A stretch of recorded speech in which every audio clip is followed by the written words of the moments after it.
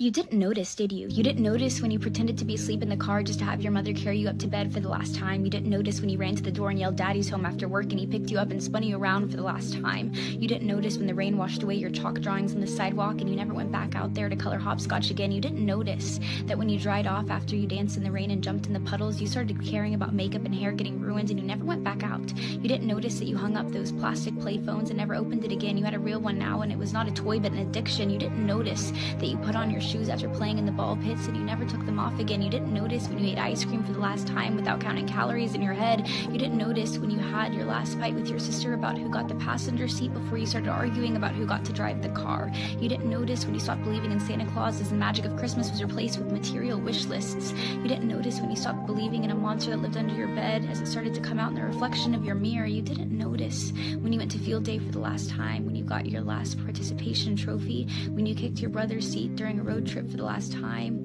when you had your last play date with your Barbies, when you had your last Disney movie night with your family. You didn't notice that grandparents don't last forever. You didn't notice that your childhood cat wasn't eternal. You didn't notice your parents are growing up too. You didn't notice it, do you?